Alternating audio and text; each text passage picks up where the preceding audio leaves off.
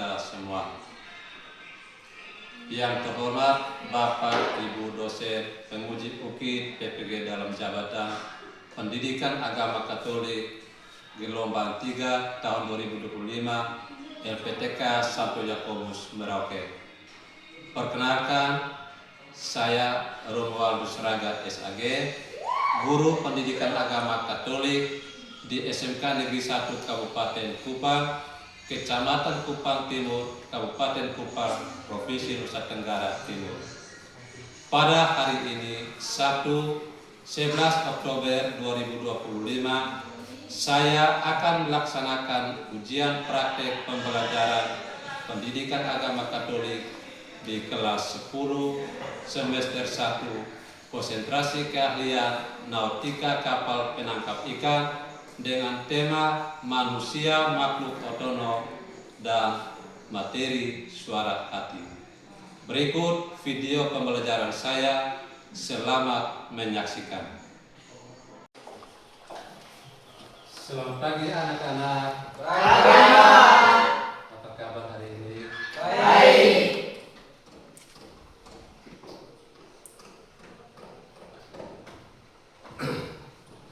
Selamat pagi dan salam sejahtera untuk anak-anak SMK Negeri 1 Kabupaten Kupang kelas 10 nautika kapal penangkap ikan. Baik, sebelum kita memulai perjalanan pelayaran kita hari ini, mari kita terlebih dahulu mengecek kehadiran teman-teman kita di sisi kiri dan kanan kita.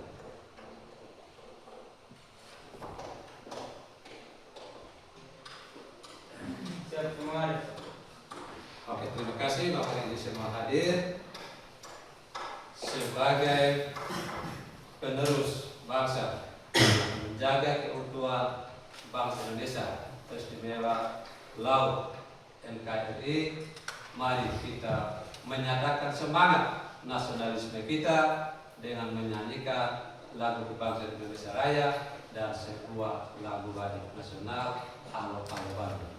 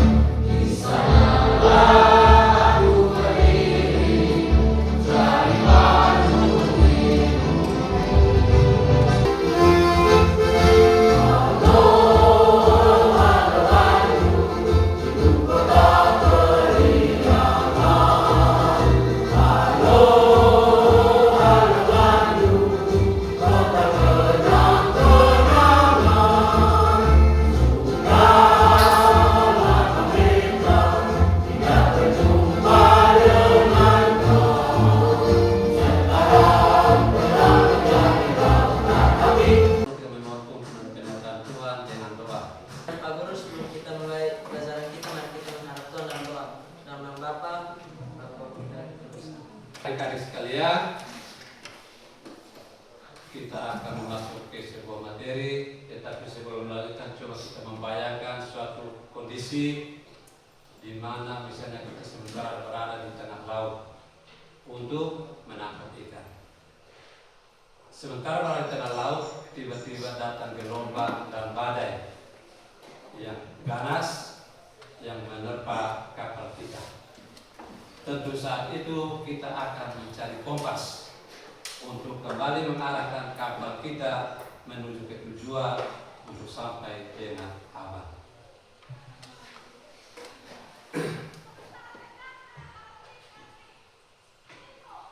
Untuk itu hari ini kita tidak bicara tentang kompas. Untuk itu hari ini kita tidak bicara tentang kompas di atas laut, di atas kapal, tetapi tentang kompas yang ada di dalam kehidupan kita. Kita melihat di slide itu ada sebuah hati yang tertuliskan arah mata angin. Dengan demikian, kompas kita adalah kita mendengarkan bisikan hati, sehingga suara hati menjadi kompas moral kehidupan kita. Baik adik-adik, sebelum kita berlanjut kepada pembahasan itu, tentu kita harus diawali dengan sebuah pertanyaan. Kira-kira menurut kita, apa suara hati ini? Suara yang berasal dari dalam hati. Suara yang berasal dari dalam hati. Mungkin ada yang lain.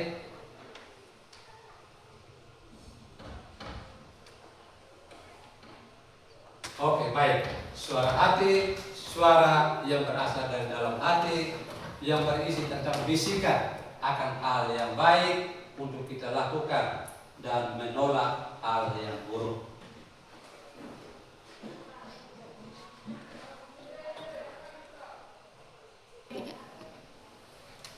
Baik adik-adik, setelah menyamakan persepsi bahwa suara hati adalah kompas paling penting dalam hidup kita, sekarang saatnya kita menetapkan tujuan pelayanan kita hari ini.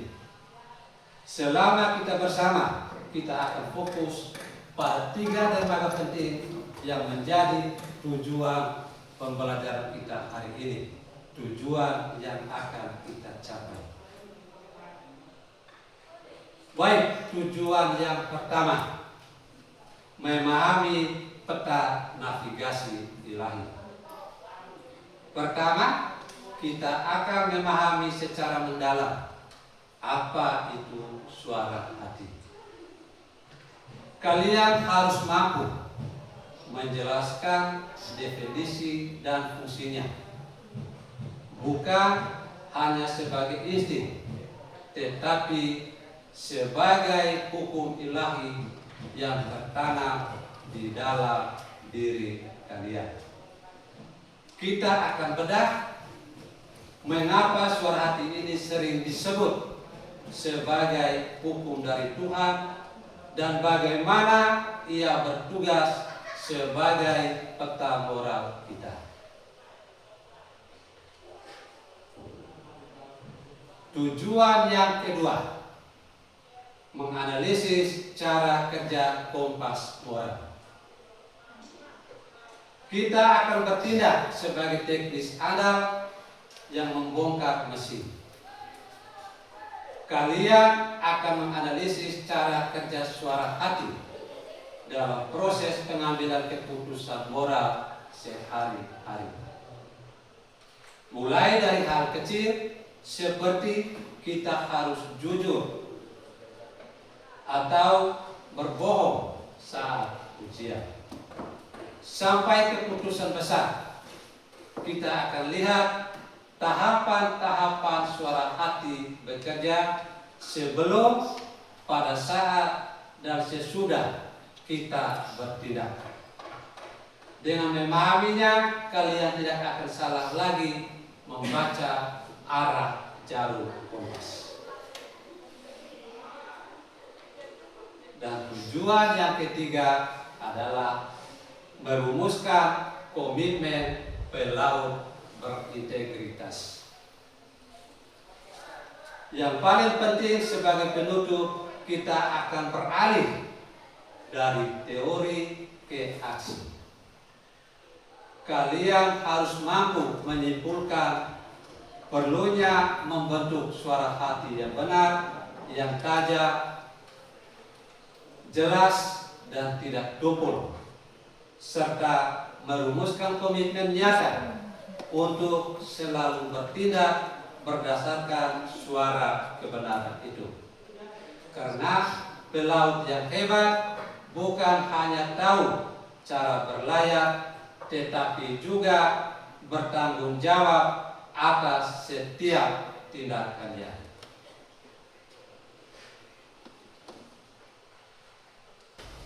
Jika kalian berhasil mencapai 3 tujuan, kalian akan pulang bukan hanya dengan pengetahuan, tetapi dengan kompas moral yang siap pakai untuk mengarungi lautan kehidupan. Siapkah kalian untuk hal ini? Siap. Siap? Siap. Oke. Baik, mari kita fokus ke slide berikut tentang suara hati bukan sekadar perasaan. Terkadang kalau kita merasa tidak enak hati, kita langsung bilang, itu cuma perasaan. Tapi hati-hati, dalam urusan moral, suara hati itu jauh lebih penting dan lebih serius daripada sekedar persoalan. Bayangkan kalian sedang menentukan titik koordinat penangkapan ikan di peta. Kalian tidak bisa cuma pakai perasaan atau feeling. Kalian harus menggunakan akal, rumus, dan data yang akurat. Sama seperti itu, suara hati bukan sekedar perasaan emosional yang datang dan pergi. Suara hati adalah yang pertama, penilaian akal budi. Apa artinya? Coba satu orang membaca untuk kita, dia sebagai penilaian akal budi. Apa artinya? Artinya ini adalah proses berpikir yang kritis. Suara hati menggunakan akal kalian untuk menimbang setiap pilihan, seperti ilustrasi timbangan yang kalian lihat di layar. Artinya ini adalah proses berpikir yang kritis. Suara hati menggunakan akal kalian untuk menimbang setiap pilihan serta ilustrasi timbang yang kalian lihat di layar itu. Itu ada 2 ilustrasi. Di sebelahnya berisi pedang yang menikam suara hati, menyadarkan, dan sebenarnya sebuah buku berisi tulisan yang mungkin banyak kesalahan di sana. Ingat, perasaan bisa menipu, apalagi jika kita sedang panik atau lapar. Tapi suara hati yang sudah diasah, akal, penilaian akal budi yang akurat, anugerah terbesar yang Allah berikan agar kita bisa mengambil keputusan terbaik di laut maupun di darat. Sampai di sini ada pertanyaan? Anak-anak, ada pertanyaan? Oke, Sevilla. Pak tadi bilang saya itu bukan sekedar perasaan, tapi kadang kalau saya lihat teman curang, saya itu cuma merasa marah dan kecewa. Bukannya marah itu perasaan, bagaimana cara saya membedakan mana yang perasaan biasa dan mana yang penilaian akal budi dari suara hati. Oke, baik, pertanyaan yang bagus. Kita memberikan aplaus.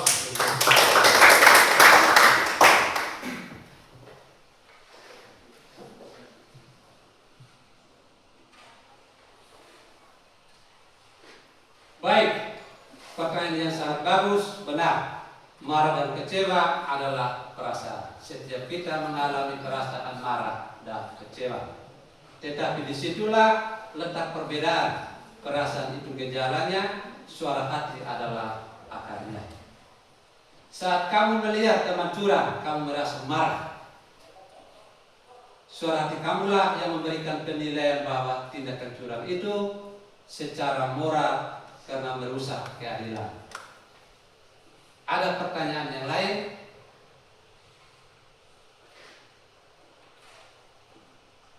Bapak memberi contoh tentang menentukan koordinat, harus pakai akal atau data akurat, tapi bagaimana jika saya dalam kondisi panik dan harus cepat menentukan keputusan? Bagaimana di tengah badai saya harus cepat menemukan tali atau mengubah haluan? Apakah masih ada waktu untuk penilaian akal budi dari suara hati atau insting saja? Oke, baik. Kita berikan aplaus.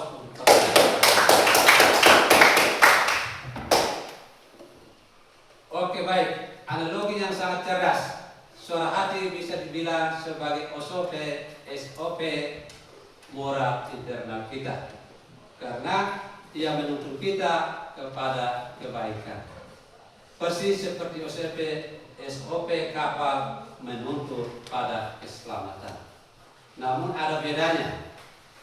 SOP kapal itu tertulis dan baku. Suara hati kita bisa terkontaminasi, bisa tercemar atau tumpul jika kita sering melanggarnya, atau jika akal budi kita keliru menerima informasi.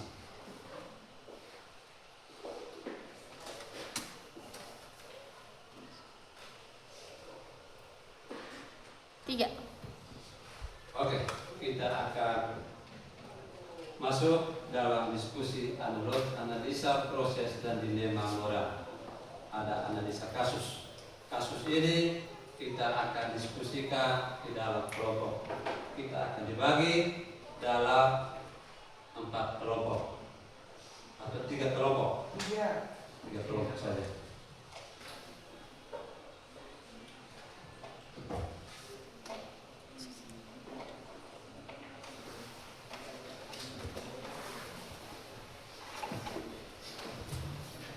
Kelompok yang pertama 1, 2, 3, 4.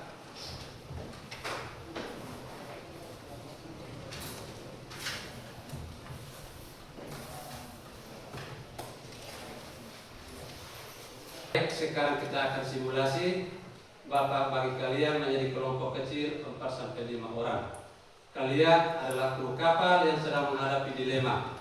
Kalian akan menggunakan proses ini untuk menganalisis kasus. Tugas kalian bedah kasus ini menggunakan 3 tahapan suara hati tadi. 1. Apa bisikan suara hati sebelum perbuatan dalam kurung saksi atau peringatan. 2. Apa konflik batin saat perbuatan, hakim atau penilaian. 3. Apa rasa yang muncul setelah perbuatan dalam kurung pendorong atau tanggung jawab. Silakan. 3. Oke, kelompok yang mempresentasikan hasilnya, Pak, persilakan untuk maju ke depan. 3. Baik, terima kasih untuk waktu yang dan kesempatan yang telah diberikan untuk kami. Kami dari kelompok 1 akan mempresentasikan hasil kerja kami. Perkenalkan, nama saya Sofia Erika. Perkenalkan, nama saya Teresia Junita Alves. Perkenalkan, nama saya Indah Yujina. Perkenalkan, nama saya Noviani Doris. Baik, saya akan membacakan hasil kerja kami. Yang pertama, suara hati sebelum perbuatan, saksi atau peringatan. Batinmu berteriak, ini salah satu ketidakadilan, ini harus. Ya. Nomor 1, suara hati sebelum perbuatan, saksi atau peringatan. Batinmu berteriak, inilah salah satu ketidakadilan, ini harus dilawan dalam berarti menyetujui dan memberikan korban semakin dirugikan. Peringatan moral apa yang muncul? Peringatan utama, tanggung jawab moral, muncul kesadaran bahwa sebagai individu yang mampu bersuara, kamu memiliki kewajiban untuk membela yang benar, namun ada juga peringatan dari rasa takut dan bahaya ancaman konsekuensi yang dipikirkan akan menjadi target serangan online, kehilangan teman atau folder, dan mengalami tekanan mental, rasa bersalah yang menetap, merasa gagal membela kebenaran dan memberikan ketidakadilan terus menjadi. Nomor 2, konflik batin atas perbuatan, hakim atau penilaian. Nurani mendesak untuk kebenaran, tetapi insting bertahan hidup mendesak untuk diam. Suara pembenaran, ini bukan masalahku, tidak akan ada gunanya aku berbicara, aku hanya akan diserang biar yang lain saja yang bersuara. Aku harus menjaga reputasi dan mental onlineku. Kamu pengecut, kamu memiliki kenyamananmu sendiri di atas penderitaan orang lain. Kamu mengkhianati nilai-nilai keadilan yang kamu yakini. Bagaimana kamu menilai keputusan untuk diam? Kamu menilai diri sendiri sebagai orang yang tidak berani dan tidak konsisten dengan nilai-nilai yang kamu pegang. Kamu merasa diam adalah tindakan yang paling mudah tetapi paling tidak terhormat. Nomor ketiga, rasa yang muncul setelah perbuatan pendorong atau tanggung jawab. Keresahan yang lega karena lolos dari risiko serangan, tetapi perasaan ini cepat digantikan oleh rasa bersalah dan penyesalan karena telah gagal menjadi pribadi yang rasa dan dorongan setelah tindakan pendorong atau tanggung jawab.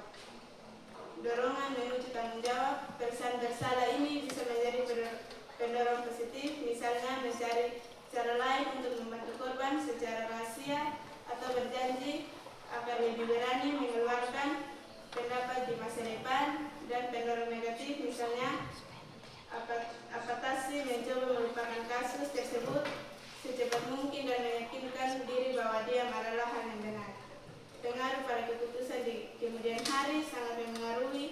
Jika rasa bersalah dominan, maka di lain waktu kamu akan merasa terdorong untuk bertindak. Jika rasa lega dan takut lebih dominan, maka kamu akan cenderung kembali memilih. Hasil presentasi dari kami. Jika ada pertanyaan, kami mempersilakan. Kita memberikan aplaus. Apa yang dikatakan oleh batinmu? Batinmu berteriak, ini salah ketidakadilan, ini harus. Baik, waktu dan kesempatan saya berikan.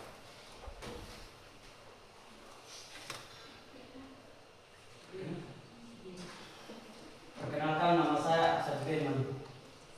Saya akan memberikan pertanyaan kepada kelompok 1. Apa yang dikatakan oleh batinmu? Baik, saya akan menjawab pertanyaannya. Batinmu berteriak, ini salah ketidakadilan, ini harus dilawan. Dia berarti menyetujui dan membiarkan korban semakin dirugikan. Mungkin ada yang lain dari kelompok 3. Oke, kalau pas kita berikan aplaus untuk kelompok 1. Bapak persilakan kelompok 1 untuk kembali ke tempatnya. Oke, baik adik-adik, sampai di sini kalian sudah tahu bahwa suara hati itu penting dan kerjanya sangat detail. Tapi sama seperti kompas kapal yang bisa rusak karena magnet kuat dan salah kalibrasi, suara hati juga bisa bermasalah. Pertanyaan kritis, mengapa suara hati orang berbeda-beda? Mengapa orang yang santai saja saat berbuat salah dan ada yang merasa sangat bersalah? Kita tahu bahwa suara hati itu penting dan kerjanya sangat detail.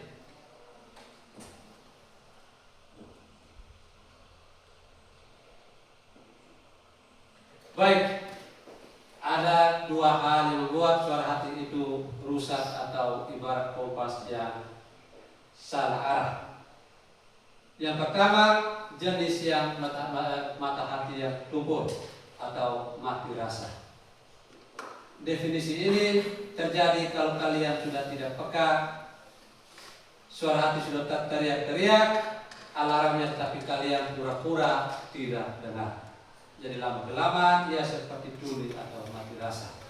Penyebabnya yang paling sering adalah kebiasaan buruk atau lingkungan yang permisif.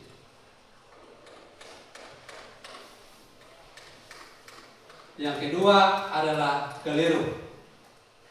Definisi ini lebih berbahaya.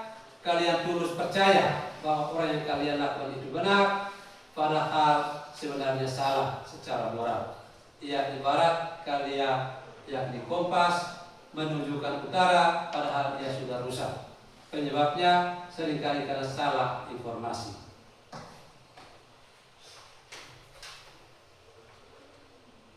Jadi tugas kita bukan hanya punya suara hati, tetapi bagaimana menjaga dan mendidiknya agar selalu tajam dan benar. Jangan sampai kompas moral kalian mengarahkan kapal hidup kalian ke arah yang salah.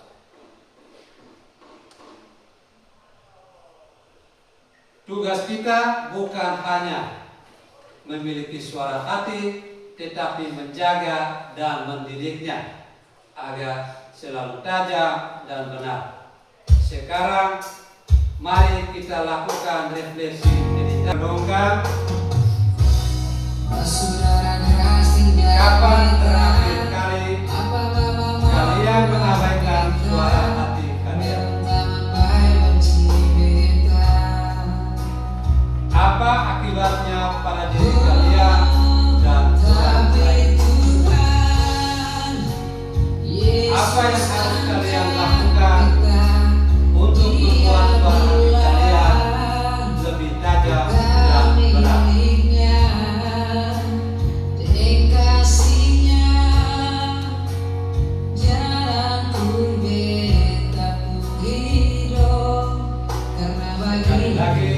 Renungkan, kapan terakhir kali kalian menabaikan suara hati kalian?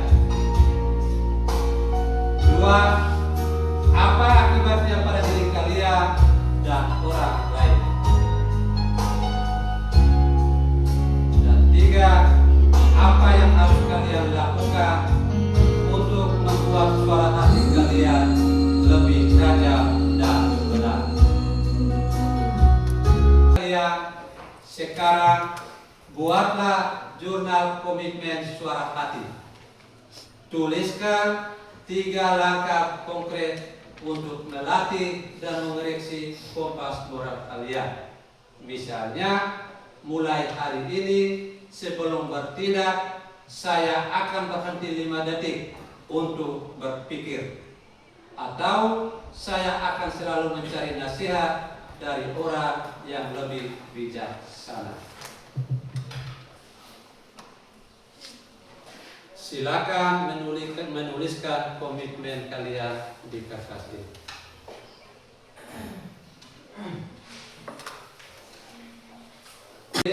Silakan dari antara kalian untuk melaporkan jurnal komitmennya.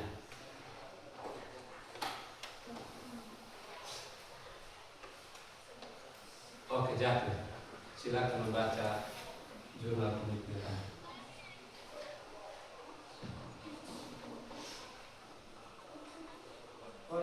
Komitmen kami kelompok 2, kami berkomitmen untuk melaksanakan ketiga langkah ini secara konsisten.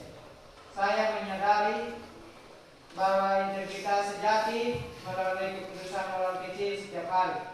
Saya bertekad untuk menjadi pribadi yang lebih baik dan adil yang selalu mendengar bisikan suara hati. Oke, baik. Kita tepuk tangan untuk Jakri.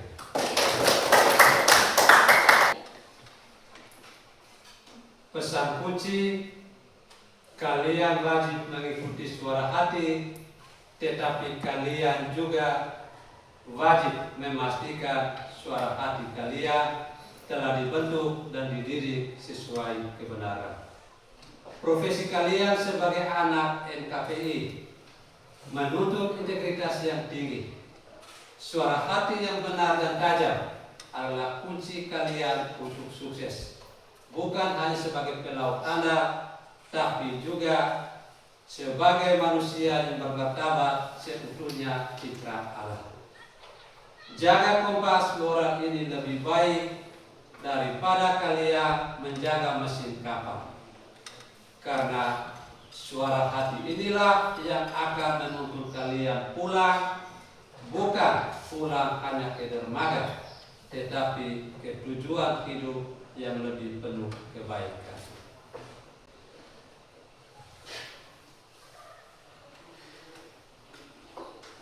Adik-adik, minggu depan kita akan bicara materi tentang bersikap kritis terhadap media massa dan teknologi.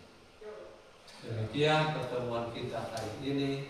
Mawar Mas Selasi, warnanya cerah, tiada doanya. Cukup sekian dan terima kasih. Semoga selalu jernih suara hatinya.